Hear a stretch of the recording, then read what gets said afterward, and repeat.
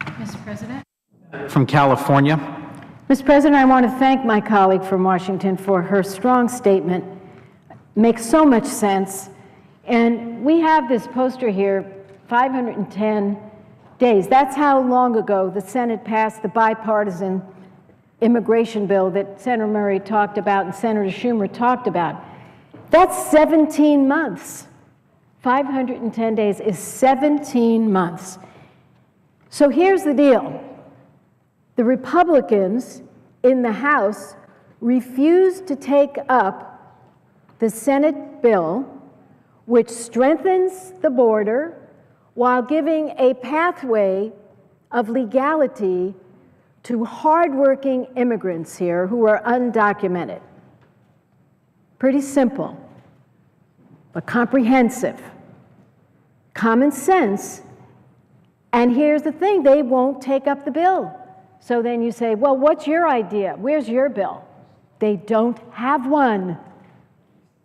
So then President Obama, knowing we have 11 million undocumented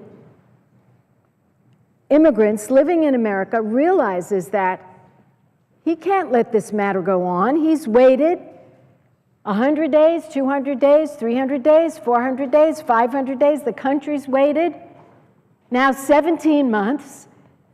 So the president is going to do what presidents are supposed to do, which is look at a problem that's hurting the country and do your best to fix it. The president has said to the House he'd be thrilled to sign the bipartisan immigration bill the Senate passed. Take it up and pass it. Oh, no. You know what their answer is? To verbally threaten the president and, frankly, the American people by such comments as, this is one that I heard Mitch McConnell say, Republican leader, if he does this, if he takes this action, if he takes action on immigration, it would be like waving a red flag in front of a bull. No, it wouldn't be. It would be a president who understands that action is needed. And guess what? 11 other presidents, Republicans and Democrats, have taken executive action on immigration. I never, in all my years, ever heard one Republican take to task any of those other presidents, and I'll give you the list of who they are. Presidents Eisenhower, Kennedy, Johnson, Nixon, Ford, Carter, Reagan, George Bush Sr., Bill Clinton, George W. Bush, and President Obama used his authority for the Dreamers. Now, my staff is holding up to show you how many actions have been taken. Mr. President, we have these two charts here. These are a lot of executive actions by presidents. What's wrong with my Republican friends? Do they not know history?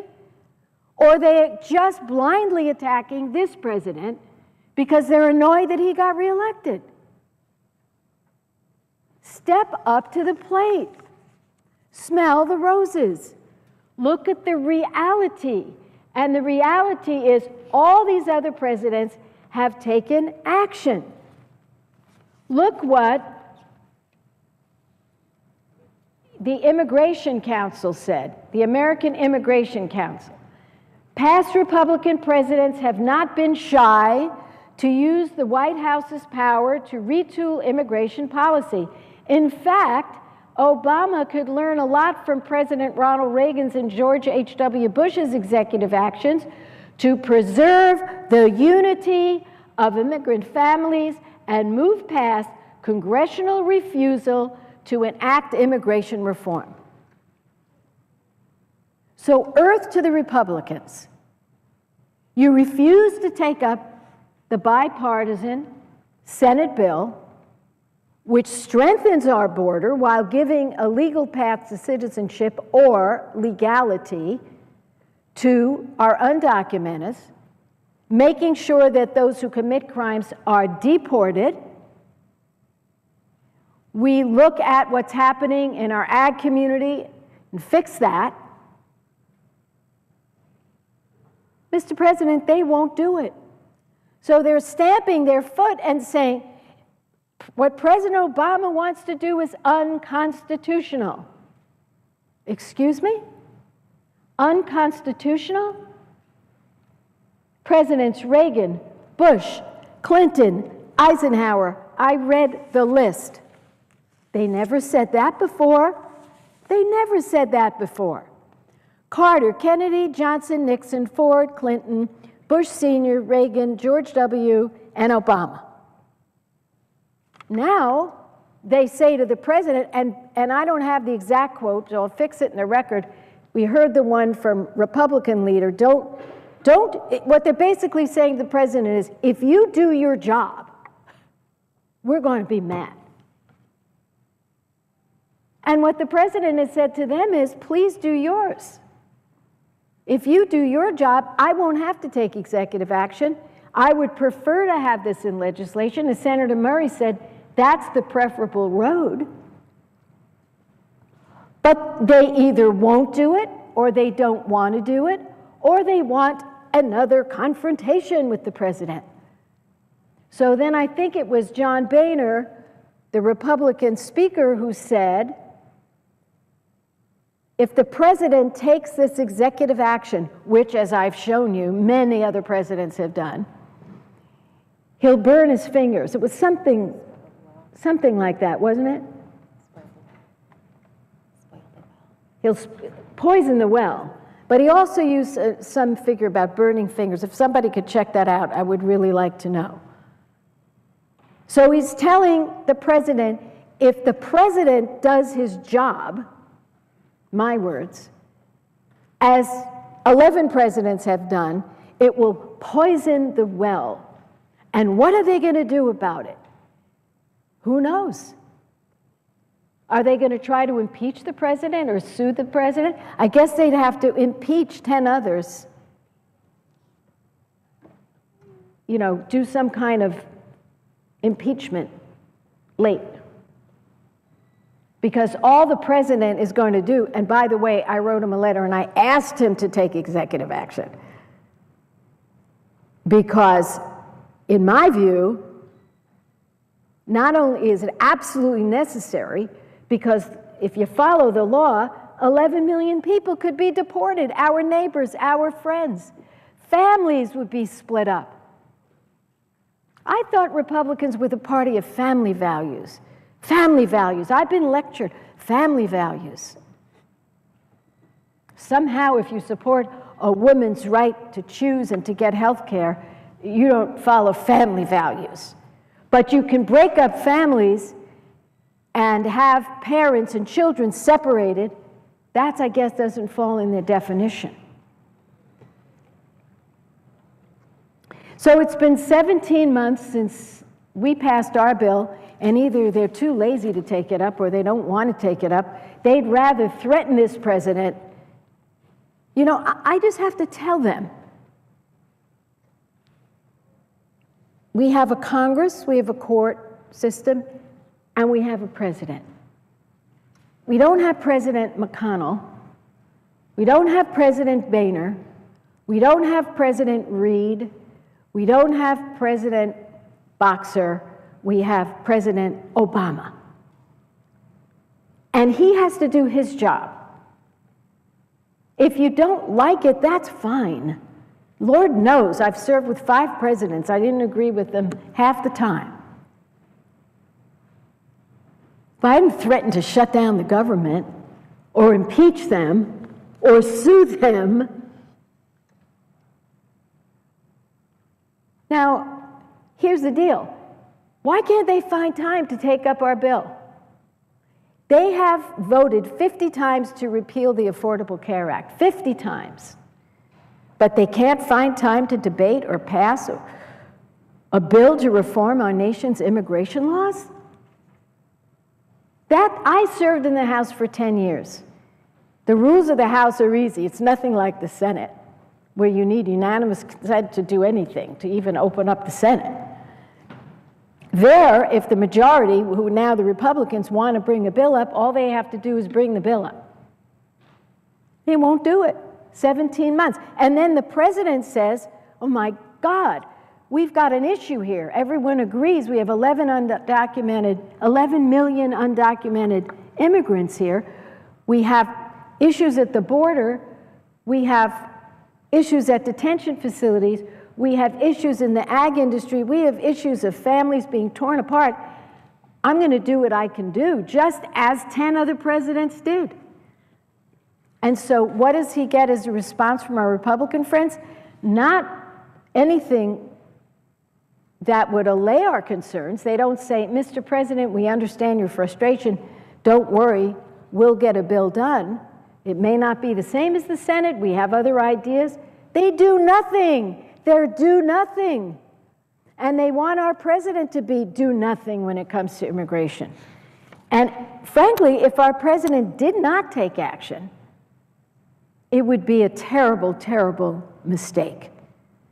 I've already established that he is within his rights, his constitutional rights. He would be joining 10 other presidents who, by the way, acted on 40 occasions over the last 60 years.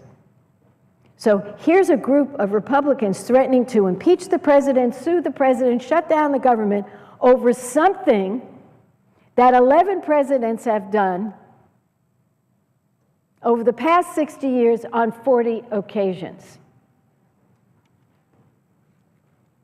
I never, ever, ever heard one Republican or Democrat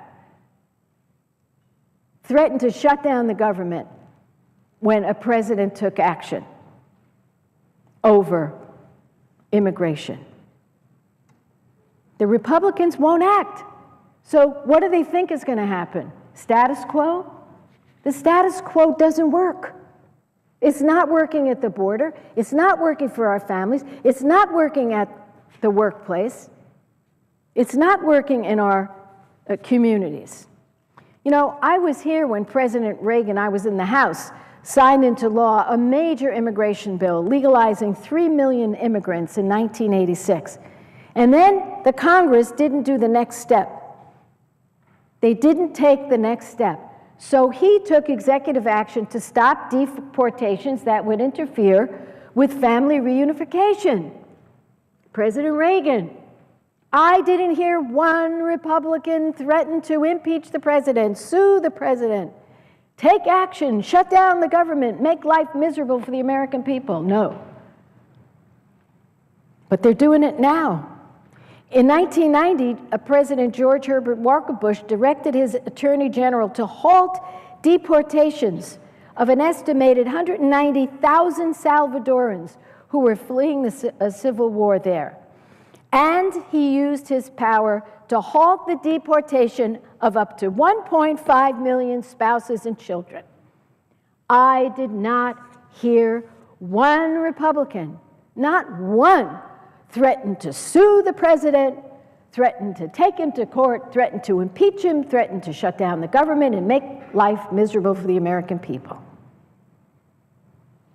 I'll tell you, President Bush's family fairness policy, the executive action he took was sweeping. It affected more than 40% of the undocumented population in the United States at the time. He thought big.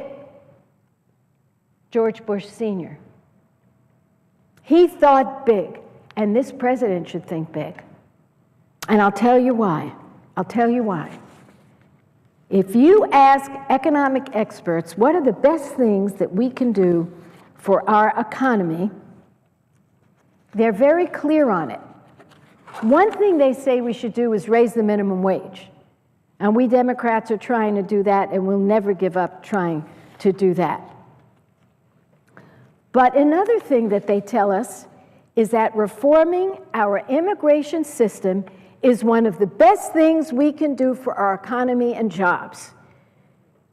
And it's all laid out in a USC study which showed that immigration reform with a path to citizenship would inject, and listen to this, Mr. President, $8 billion into my state's economy, just my state, California, each year. $8 billion each year. Nationwide, it would increase our gross domestic product by $1.5 trillion over 10 years, increase wages for workers, and lead to between 750,000 and 900,000 new jobs, almost 1 million new jobs, according to the Center for American Progress. So help me out here, Republicans. What is your problem?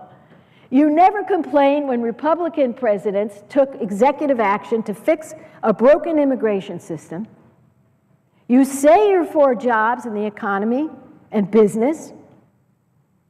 And if you look at the support for immigration reform, it runs right through our society, from the chambers of commerce to labor and everybody in between. And if we don't act, the dire situation of undocumented immigrants will only get worse. Families will continue to be torn apart. People will continue to live in the shadows. The reason our economy will be thriving once people get out of the shadows is they're not afraid to come out. They're not afraid to buy a house. They're not afraid to spend money. They're not afraid to start new businesses. They're not afraid to hire workers. It's a no-brainer.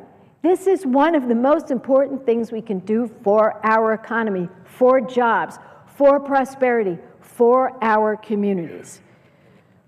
So in closing, because I see my friend is here from Connecticut, and I want to yield the floor, there are two priorities that are at stake: a healthy economy, and I've laid that out, and family values.